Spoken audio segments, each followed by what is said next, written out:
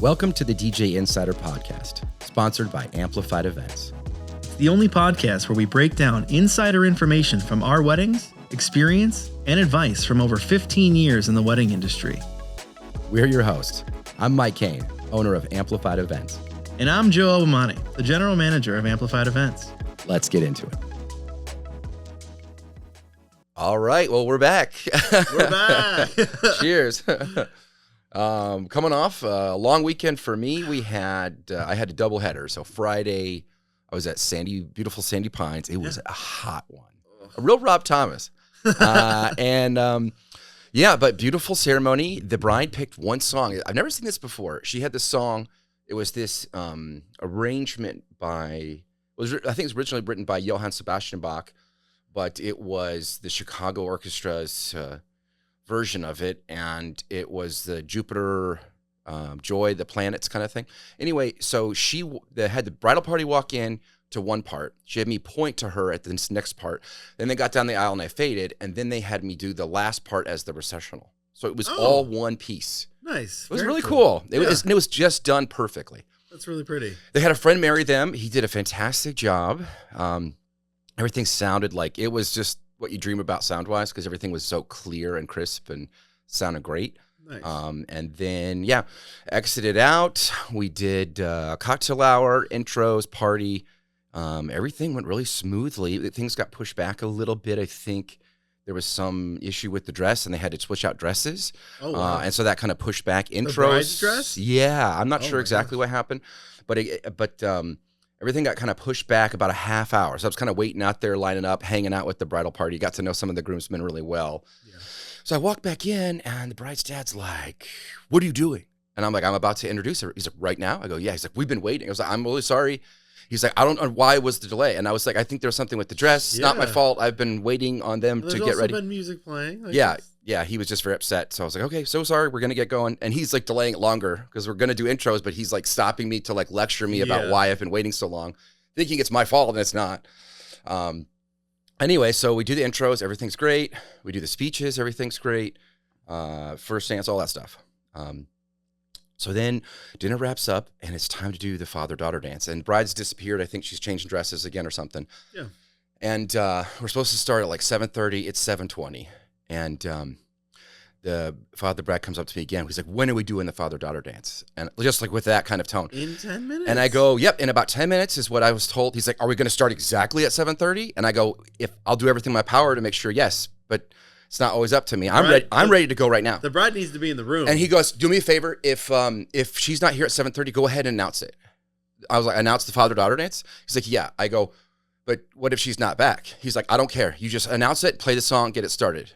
And I go, but you understand that it's a father-daughter dance. It's you and your daughter dancing together." He's like, "No, I know." I was like, "So if I do that, she won't, and she's not here, you'll be dancing alone." He's like, "Yep, that's what I want. Started exactly at 7:30 if she's not here." I was like, "No." So I didn't say anything. I was just like, okay. I was just making sure he understood the consequences of what he's saying, and he doubled down. My read on him, he was in a lot of pain, and he was just tired and just had it. Yeah. And was just like, "Hey, I did my duty. I was here. If she's not here, that's her fault." I think that's kind of how he wanted to play it. Anyways, thank God she came like 2 minutes after that conversation ended. Yeah, seriously. So we started father-daughter dance early. We did mother-son dance. We'll do it now. Yeah. As soon as you're back. Jesus. Party the rest of the night. Great night. Photo booth. Everything worked great. The staff was fantastic. They did like a little drawing on my cup and stuff. Mm-hmm. Saturday at this beautiful, it's called the Hyatt Lodge in Oak Park. And I think it was the McDonald's corporate campus. Like, it's just huge, like mature trees, man-made lake with like this bridge across to Hamburger University, and just absolutely gorgeous wedding.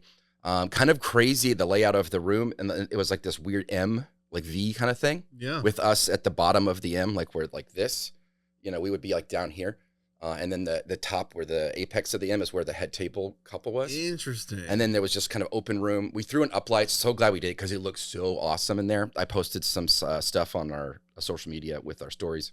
Nice. It was a Jewish wedding, so we did the hora, and it was like a 3-song. The bride wanted 3 songs, and like halfway through, she got tired because it was a lot of dancing and running around. Yeah, I saw you guys had to like back up your booth. And... She's like, they're pulling her around. She's like, I'm like, hey, did I see that right? And then she's like, cut. She was so sweet. Everybody was so fun. We had a good floor, and yeah, it was a great night. How about yourself? Man, I only had one last weekend. It was for Amplified Michigan. Ampy Michi. It was fine. It was like the most fine a wedding could be. Like, it went well. Like, everything flowed smoothly for the most part. But it was hot. It was hot. It was all outside in an unair conditioned barn. I was out on like this little patio. I was covered, but it was just hot, man. 95 and sunny. I don't know. Like, 5.5 hour dance floor. There's not much else to say. 2.5 hour cocktail. Just the longest day of my actual life as a DJ. 5.5 hours. I left at 10:30 in the morning and I got home at 1 a.m. It was the longest, hottest day of my life. And honestly, like, the dance floor was fine. 20 people at a time cycling, 20 people, because it was hot and they would go take breaks. But 5.5 hours, what do you do? Yeah. It's so long. Yeah. That is the longest dance floor. Did you have to repeat any songs at all, or? No, but of course, like, they gave me 20 songs for open dance with a 5.5 hour dance floor. So they gave you an hour of music, and you have to come up with the other with 4.5 hours of music. They also gave me 0 cocktail, 0 dinner, 0 introduction songs, but they wanted to do intros. I picked every single song for this wedding, besides their first dance, mother, son, father, daughter, and like the song that they walked down the aisle to.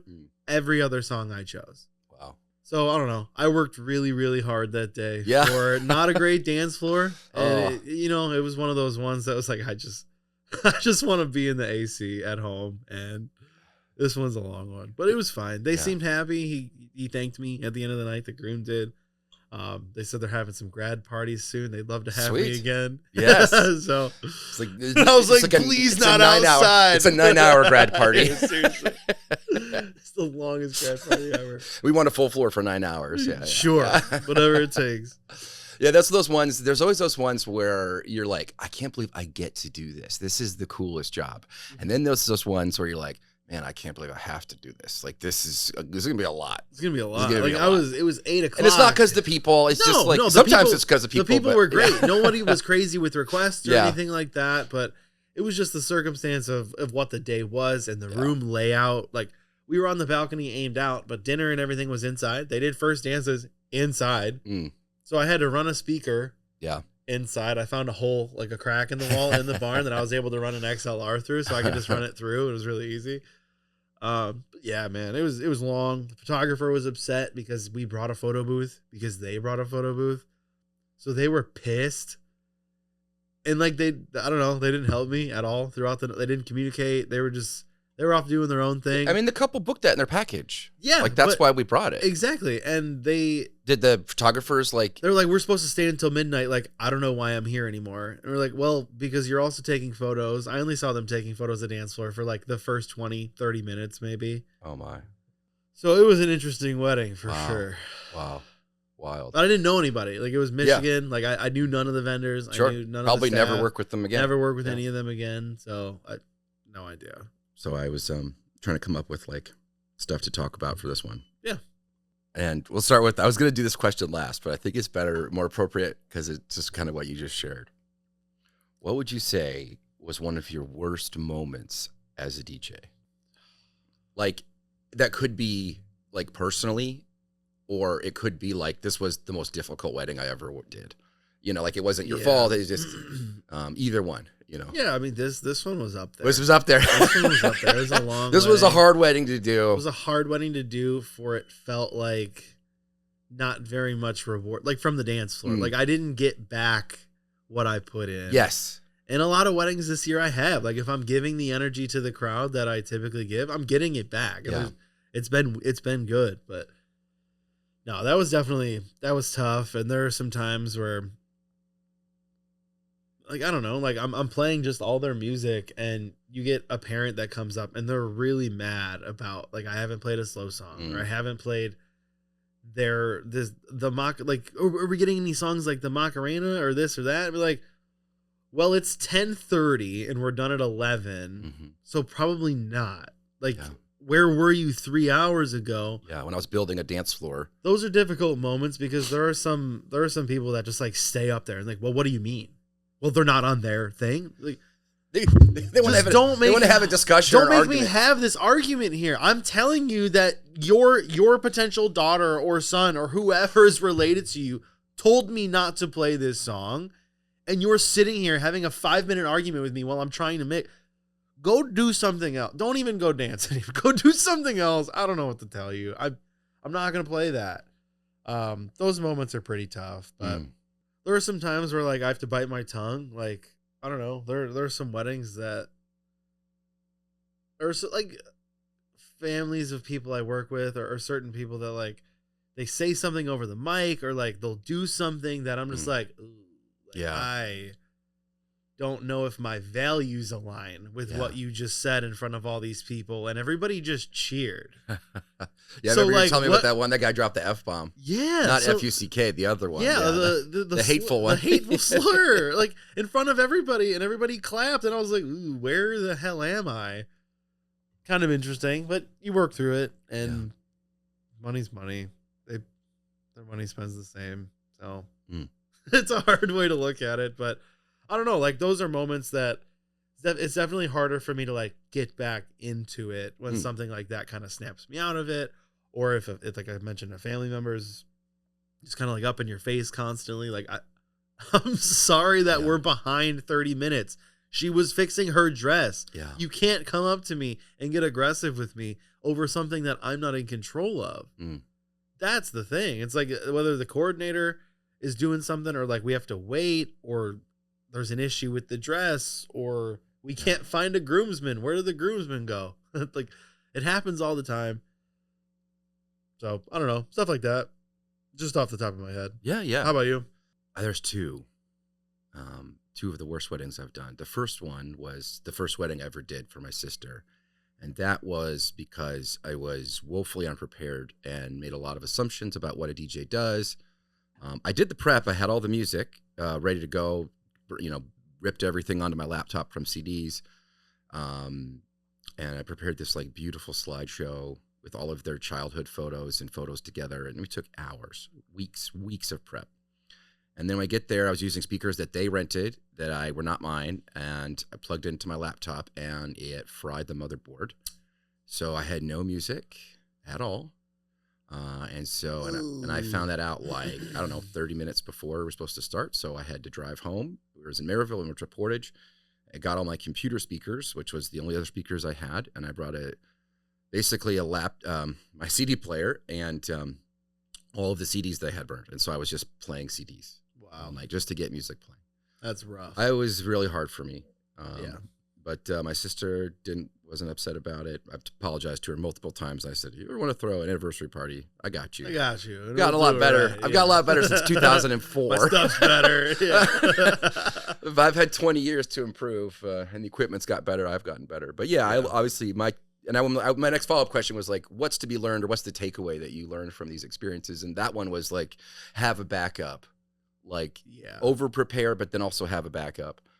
Which I did, but I didn't have it on site, and it just never occurred to me that could have happened. Yeah. And so I'm like, now I'm like, I have a backup laptop. I have everything backed up on a phone.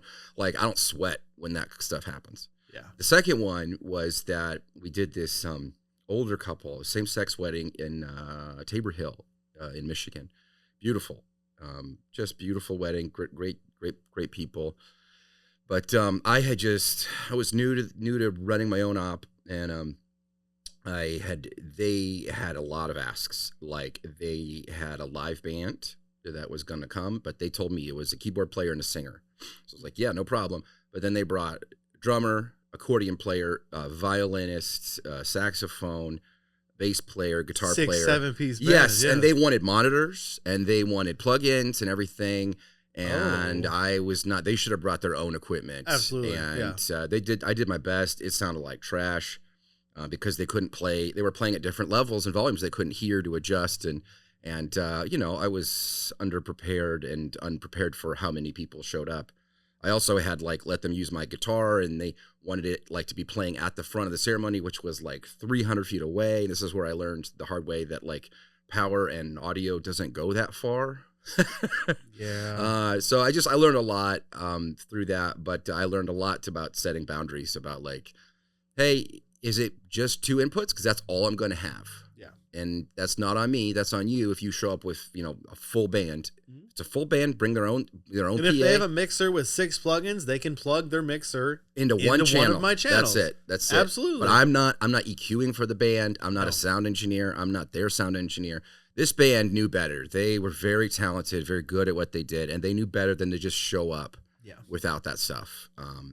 They were told that, the DJ's got it, and I didn't because I told them 2 inputs, and they brought 6, 7 people. So I went up to the bride and apologized at the end of the night. She was like, "Oh, you were fantastic. Everything's fine," which was very sweet. But that was another terrible wedding, in my opinion, just because I was it was exhausting running around and everything sounded bad. Mm-hmm. And, I should have asked more questions, and I should have said, this is what we do, this is what we don't do to the customer early on. Yeah. There are definitely some early on that, back when I worked at the old DJ company, I don't even remember prepping the wedding, or having the initial phone call, or someone else on the team would have the phone call, and I would just end up with the notes, and the PDF of what to do before. I never spoke to the couple before. Wow. So I remember showing up to some of those weddings wildly unprepared, and then sometimes the equipment wasn't laid out properly it was supposed to be. That was the whole thing. You showed up, you were under equipped. You came to pick up I was under equipment. equipped. I wouldn't have the right stuff, or I'd have to wait and show up late because now I'm waiting for the right equipment to show up. And there were some times like that where I definitely felt wildly unprepared and just young. I felt all eyes on me type of thing. I don't know, who's this amateur? It kind of felt when I would do shoe game, or I don't know, some of the more awkward things I definitely wasn't experienced with. I would kind of grimace at those. If you heard yourself, go watch a video of yourself now, dude. You'd be like, those were really bad. Cringe. So yeah, definitely some of the early on weddings, terrible. Absolutely. Well, you're learning still. You're learning, and I was out on my own, and I shouldn't have been. Yeah. Well, and it sounds like too that your people prepping you and your team they weren't really prepping you. They weren't giving you what you needed to succeed anyways. So how could you be more successful than, it's kind of like with crowds, they're not going to go above your energy, know? No. And how can you go above a level of service that they're not providing to you? At the company we used to work for. So, but it's what it is. So that reminds me of another one. Yeah. That's not even my fault, but one that was just embarrassing constantly was I was at this barn venue. I forget what it is, but there was a photo booth on the other side that wasn't ours, and that plugged in, and they had lights plugged in over there. And anyway, it was drawing way too much power. Oh no. And every time the building would bump from bass, or the camera would flash from the photo booth, and it would eat more energy for a second, it would kill the power. And basically flip the breaker. It would flip the breaker. Wow. And I had the breaker behind me, so he ended up showing me, the coordinator ended up showing me which one it was to flip everything. Seriously. But turn down for what? The drop. It turns off. And dude, it happened. It happened 15 times. So many times. It was so embarrassing. It was so embarrassing. Oh no, that was bad. Oh, that's so really bad. Well, that's a power issue, and that's why we have that in our contract. And it's we're gonna still perform. We're gonna do our best, but the performance is gonna be affected if you don't follow what we said. I had a power issue the other day at this barn venue. I was plugged into this shoddy outdoor power that I had to run a power strip through. They had a bunch of fans going, so I'm sure that didn't help. But my power, we're supposed to sit around 120. Yeah. For you guys listening. Yeah. It was at 113. Oh my gosh. Yeah, we have an amperage on our booth. We know what we're pulling. So it was sitting really low, and like you could hear it. You can hear the speakers crackling. For column array, 114 is as low as they will. They have their limits too. Yes. And after 113, it'll pop. It'll crackle. It'll crack, yeah. So during their first dance, it crackled the entire time. And they're like looking at you like it's... Oh, they're in the other room. I couldn't even see them, but I'm sure they were thinking like, what the hell is going on? Yeah. Your venue doesn't have adequate power and or there's too many loads plugged into that. And that's the thing. line. It's like we finish those, we get into dinner, and I'm like, hey, I need to pause real quick. I need to reset this power and figure out what's going on. And they were cool with it. They understood, but oh my God. What Power. a nightmare. Have good power. I hate that when I've done everything in my power to make this happen and it's still happening at a key moment and everybody's blaming me. I'm like, this is not my fault. I turned off the fan that was plugged into my power thing. Yeah. I turned off my lights. I unplugged my lights, like hoping that would fix it. They had 4 of the big, like industrial cold AC fan things going. Yeah, that's what it was. So it was just eating all of it. And it was on the same line. It was using the same. And we literally say we need 2 open outlets with no other loads on them at that can produce that level of voltage. If you can't guarantee that, if you can't give that, then the performance we can't guarantee is going to be the quality that we know we can do. Yeah. It's not our fault. No. So I'm fine. If they're not gonna like slam us in a bad review or whatever, fine. Like, or hey, no harm, no foul. You got crackles during your first dances. Yeah, and they got fixed. Yeah. Your father, son, mother, daughter dances, those worked fine, but the power was really crackly for a minute there. I hate that. Like I had one earlier this year where the best man was covering. He was literally holding the mic at the bottom and covering. Well, too. He was covering. It's basically the antenna. And because his hands, and he was covering it. And so I was having dropouts when he was talking. Yeah. And so when he came up later and I was like, next time, just slide up your hand. Don't cover the antenna. Yeah. I was also having dropouts. I was through a wall when they were doing speeches. Yeah. Goofy things. Like, what? We do what we can with the layout you've given us. You know, we're mobile DJs. That's what it is.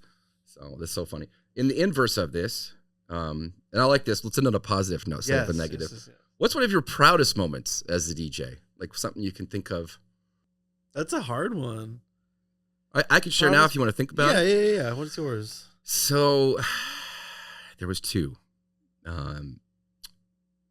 Last year we had that couple, the DJ who basically died, but then we found out didn't die.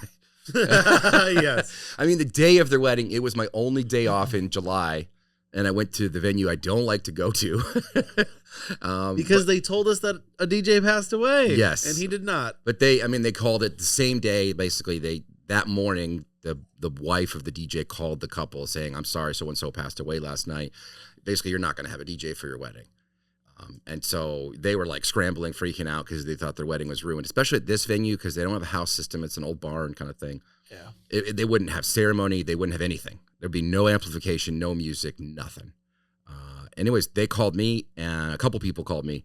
I was available. I got on the phone with the groomsmen and then I got on the phone with the groom and, I sent them the contract, signed and paid. Got all their music. I was there, got everything set up, and I was still like prepping the music.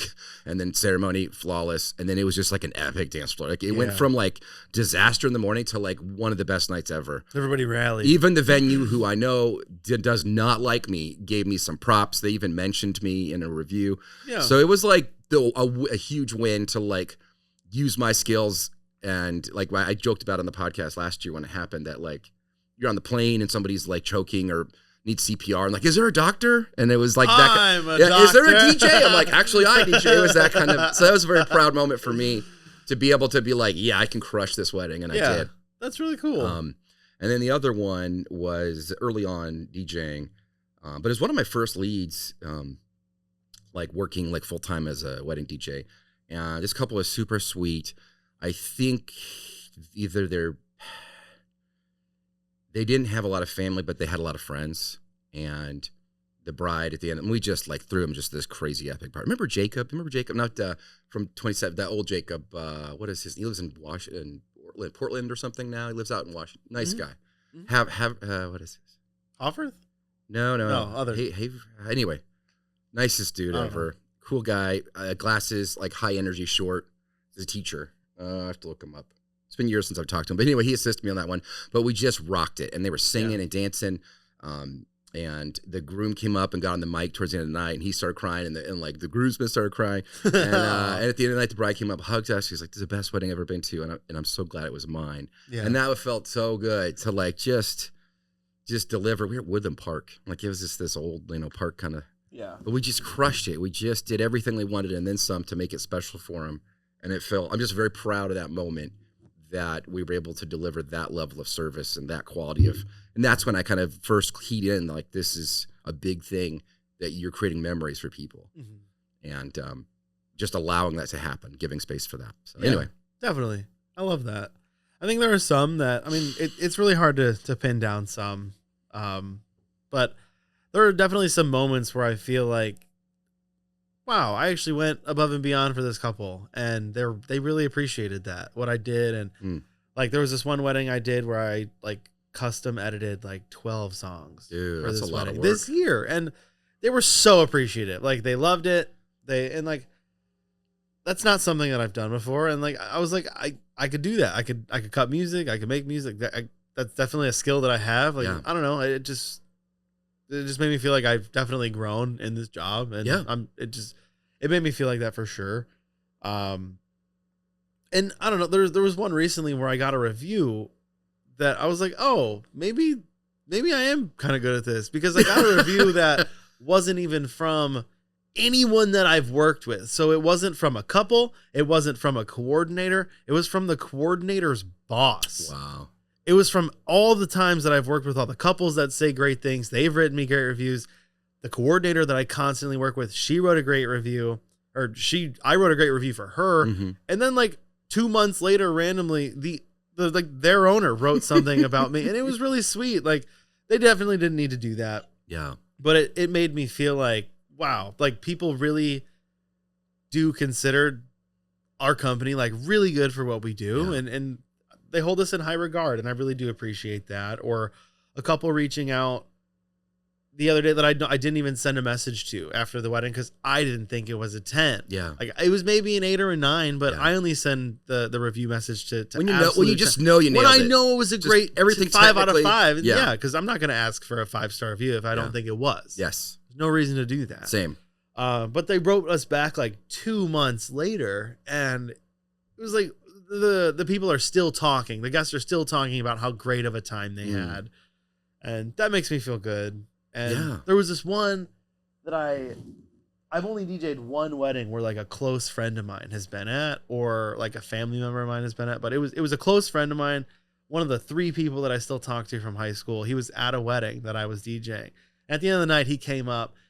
He's like, dude, you fucking killed it. Like, you are so good. And I really, and maybe I'm not, but I love that gas. You like, definitely are. It made me feel really good about myself, and just like how much I've grown as a DJ, because I remember those shitty weddings that we've had before where I was unprepared and I knew nothing and they were awkward and I couldn't get them hype, but I throw a great party. And I don't know, hearing that recently has felt really good. Yeah. You give good DJ, you know? I like it. Yeah. And he saw, you know?